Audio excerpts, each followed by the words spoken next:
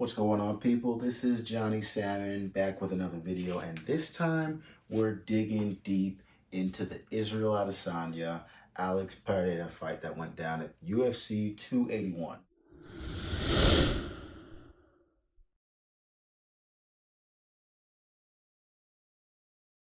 I gotta say, this was quite the fight. It wasn't necessarily a fight where it was just like non-stop action. What we got is some really good technical striking from both men. We even had both men trying to mix things up and, treat it like it's a mixed martial arts fight, which I really appreciated. You can't just go out there, think, okay, I'm the greatest striker in the world, and every single time you go out there, you're gonna just perform in the same way.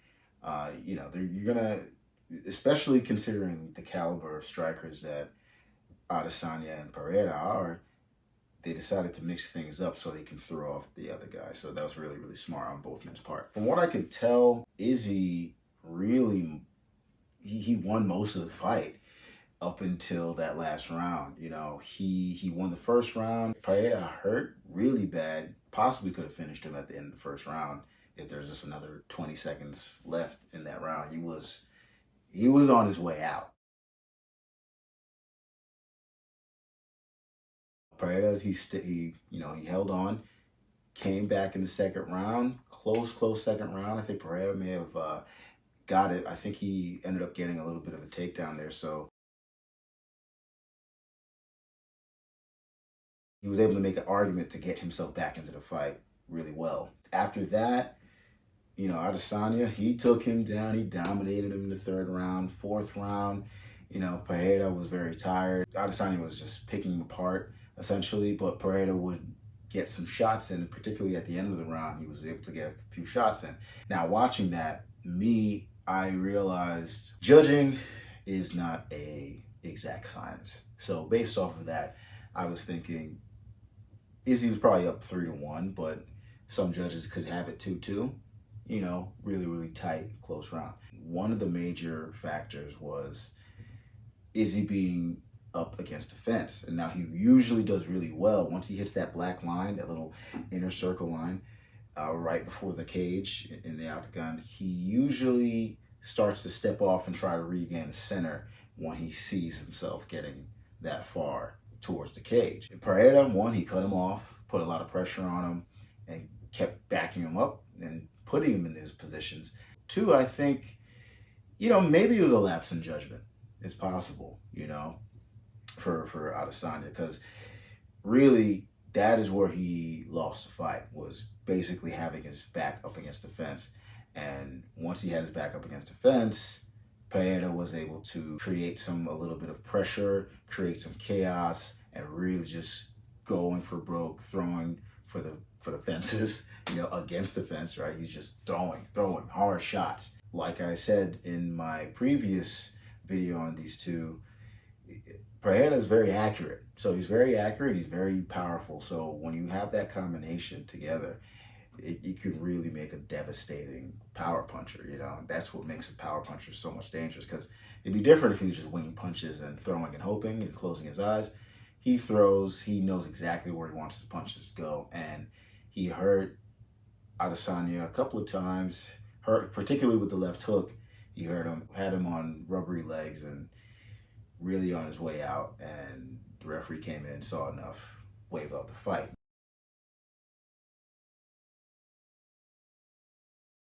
Now, do I think it was an early stoppage? I think it could have went on a little bit longer, particularly when you think about Adesanya and some of the wars he's been in, particularly the war with Kelvin Gastelum. Like, that was a back and forth, really rugged fight. He survived that and was able to come back in the next round and dominate Gastelum after he was hurt. It was a 5-rounder as well. And Adesanya, he was saying he's ready to die for this. He's ready to go out on the shield. So you got to let this guy, really fight until the end. Like, he's already been put out cold by this man. I don't think he's afraid to just stay in there and try and see if he can recover and give it all he got. I understand they're trying to protect him as well, so that's very commendable, but I do think they could have let the fight go on a little bit longer. But that said, Pereira really had him hurt, so it's not like he was just ready to just jump back in there. He was hurt, and Pereira, he was able to capitalize and really use his pressure style, particularly in that last round. He literally ended the fight exactly like he did that second fight.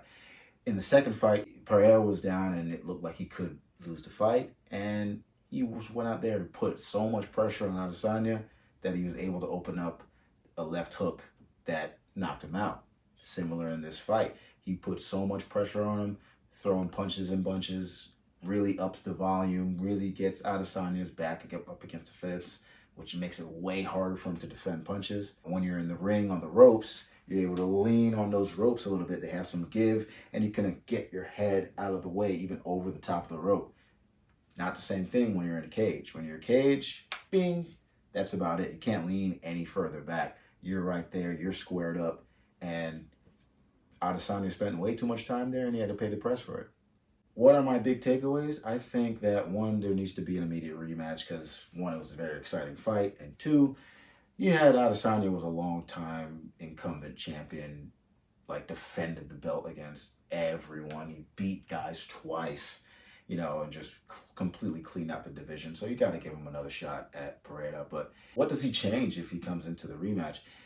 You got to think that Pereira is in his head at this point. 3 times you lose this guy. Even though the first fight, I don't think he lost in kickboxing. People remember that W. They don't necessarily even remember the fight. People are going to remember what is said next to your name, and it has a big L right next to Adesanya's name when it comes to fighting Alex Pereira. And he has 3 of them now. Despite that, Adesanya fought in a way that was very commendable, very skillful. He utilized all facets of mixed martial arts. He wasn't just being a one-trick pony in this fight.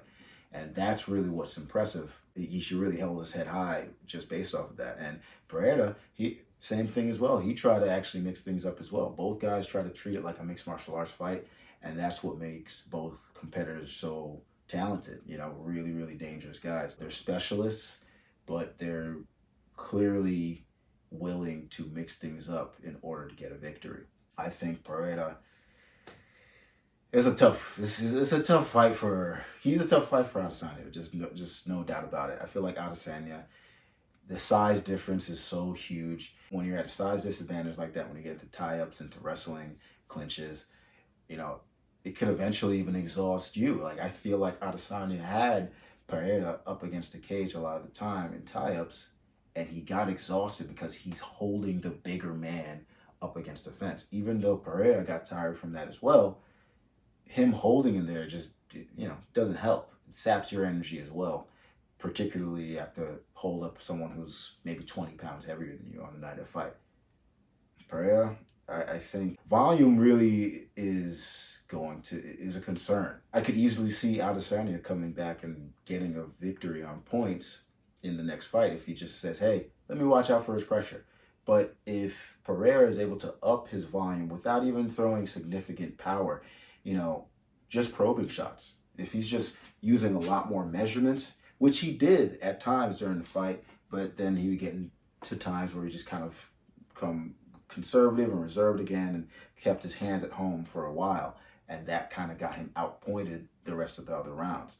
It's when he just turns it up and pushes forward and puts that power forward that he really gets Adesanya out of his game.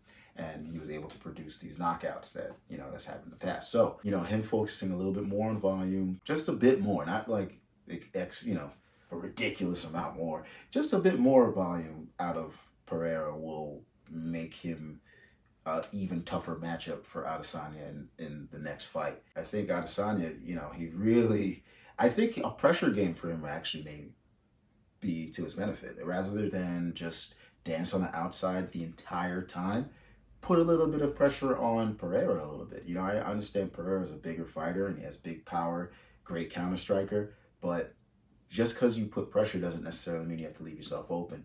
I feel like he can pressure him, make him move backwards, and get a little bit more respect back. And he has the pop and power in his punches. Like we saw already, he hurt Pereira in the first round. So he has the capability to put a little bit more pressure on him and make him feel that, reverse the roles. Don't just be on the cage the whole time. Control the center or back him up and make him put Pereira's back up against the cage, and that would be an interesting strategy to see him implement in the rematch. If you guys liked, give a like, subscribe to the channel. Let me know what you thought in the comments. What do you think Israel Adesanya can do differently in the rematch? What did you like what you saw from this fight from Izzy and from Alex Pereira? What do you think Alex Pereira should do in the rematch if it happens, right? Let me know in the comments below, and I'll catch you in the next video.